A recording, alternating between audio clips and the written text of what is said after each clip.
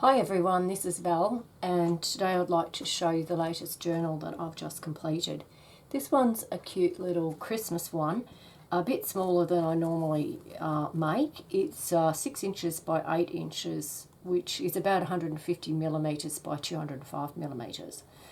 I've used the twine binding system to put in the 4 signatures in this. They're not sewn in. And the beauty of that is that the pages can be added to and removed as needed. And I think that's actually perfect for Christmas because it could certainly be used year after year just by swapping out some pages as you go along. So as I say, 4 signatures, there's 80 double-sided pages, so it's quite chunky. And I've used some of my own Digi Kit as well as lots of cardstock and just some plain paper. I haven't tea dyed or coffee dyed the plain paper because I like, in Christmas journals, I do like that crisp white look with the green and red. So this is one of the pages from my kit, and I'll point them out as we go through. And they're just some plain white pages where I've put some stickers on the corner, which look quite effective. One of the lined pages from my kit, another kit page. Just a little side tuck there that I've made with collaging letters onto a strip of Christmas paper. I like that look. And this is just some cardstock, probably from Kaiser Craft, because I just love their papers.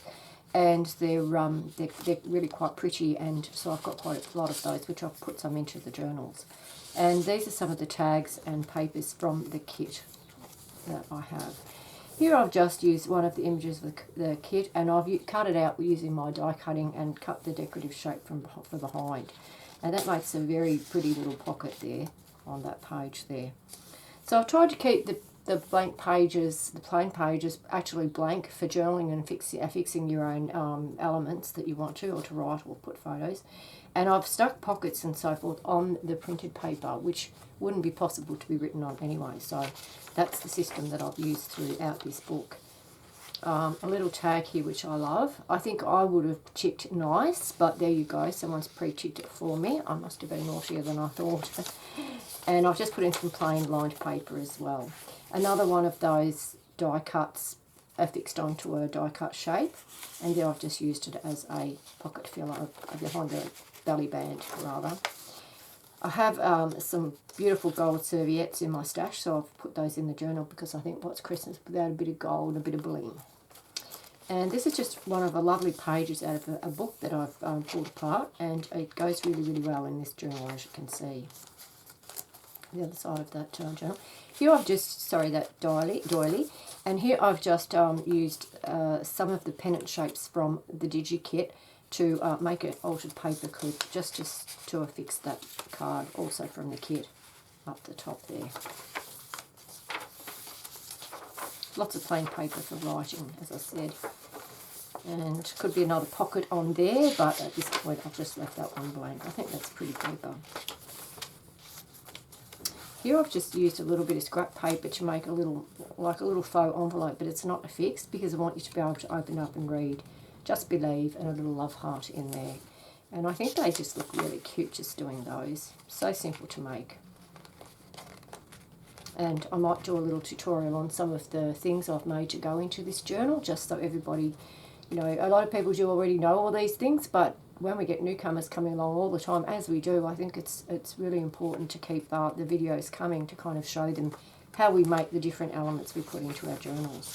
That again is another page from my Digi Kit, as is that. Here I've used a couple of nested envelopes to create a series of pockets and tuck spots here.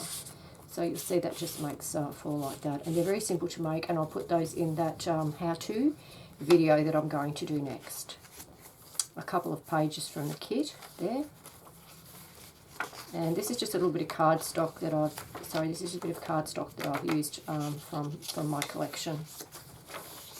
All blank pages for writing. Another where I've used one of those created a pocket using the die cut elements there. Another book page. I think they look particularly effective there. And I've put in some coloured papers too because I have, you know, just a copy paper, but it's green and red and all that kind of stuff. So what perfect way to use it up in a Christmas journal. And here we go with just another sheet of paper from my collection, and I've just created a little doily tuck on the side, which is one of my particularly favourite ways to make a little tuck, and just put something on. They need a bit of string in them, but I'm looking for some gold to put some blingy strings on them, and I haven't found it yet, so there's a couple of things to be added here, and that's the other side of that cardstock. From the kit, from the kit, and from the kit. And of course, my journals are never complete without some music paper, and I do try to make it appropriate to the journal that I've created, and this one is called Christmas Song. And on the back, I've just stuck a little angel from my collection of die cuts and used as a tuck spot for a little bingo card.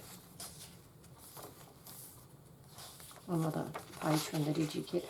I do like to have lined pages in my Digi Kits as well. You usually find whenever I make a Digi, there will always be 2 or 3 pages that are lined, because I kind of think it adds an extra element to the kit from my Digi Kit. And here's another one of those little doily tuck spots on the edge of the page, just on some cardstock there from my collection, and some more plain pages for your journaling spots.